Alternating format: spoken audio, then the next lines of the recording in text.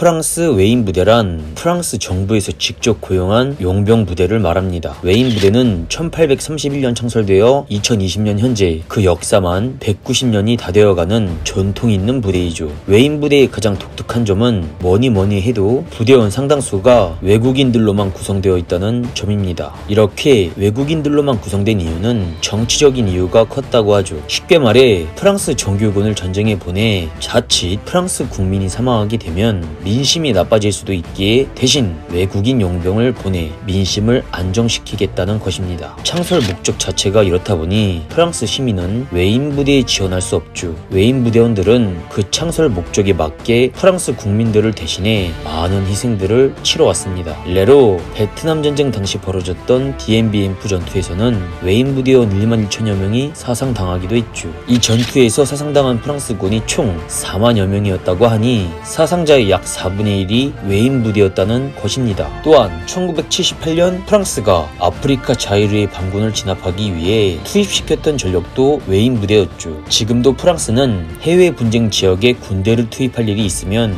보통 웨인 부대를 먼저 투입시키곤 합니다. 실제로 웨인 부대에서 근무를 했던 한 한국인의 말에 따르면 마다가스카르와 이집트 등등 복무기가 10년 중 무려 4년을 아프리카에서 근무했다고 하죠. 웨인 부대는 입대 테스트 때 지원자의 대부분이 탈락할 정도로 강도 높은 훈련을 받는다고 합니다. 그래서 웨인 부대를 흔히 특수부대라고 착각하는 경우가 많다고 하죠. 물론 특수부대와 비슷한 성격의 군인들이 없는 것은 아니지만 웨인 부대에는 보통의 육군 사단들처럼 기갑부대가 있기도 합니다. 그래서 이들을 특수부대로 보기보다는 해외 파병을 많이 가는 최정예 정규 부대로 보는 시각이 더 많죠. 초창기 웨인 부대는 일체의 과거를 묻지 않고 잘 싸워줄 놈만 뽑았다고 합니다. 그래서 과거 웨인 부대에는 유럽에서 공공의 적으로 통하는 전직 나치 무장친위대가 근무를 하기도 했죠. 하지만 지금의 웨인 부대는 살인이나 강도 등의 강력범죄 전과자는 여지없이 심사 과정에서 탈락한다고 합니다. 또한 만약 심사를 하던 도중 수배를 받고 있는 중범죄자임이 발각되면 그 자리에서 체포를 하기도 하죠. 그러면 나치도 들어갔던 웨인 부대가 지금은 왜 이렇게 철저하게 신분 조회를 하고 있는 것일까? 그 이유는 핵폭탄으로 인해 대규모 전면전의 위협이 사라지면서 전 세계적인 감군 추세에 실직 군인들이 넘쳐나는 것이 현실이기 때문입니다. 즉 웨인 부대에 지원하고자 하는 유능한 군인들이 많은데 굳이 종전과 같이 강력 범죄 전과자를 받아줄 이유는 없다는 것이죠. 또한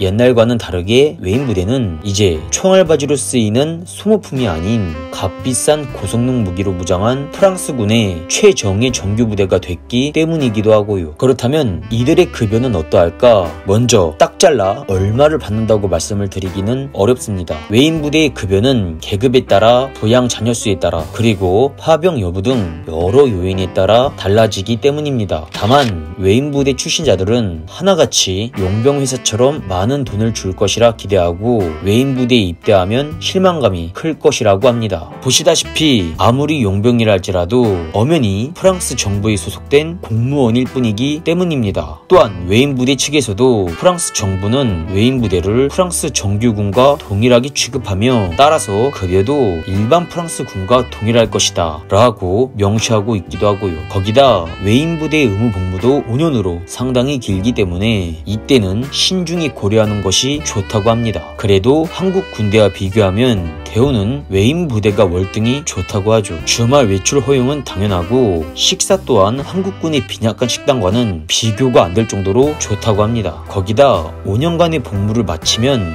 프랑스 시민권을 취득할 수도 있죠.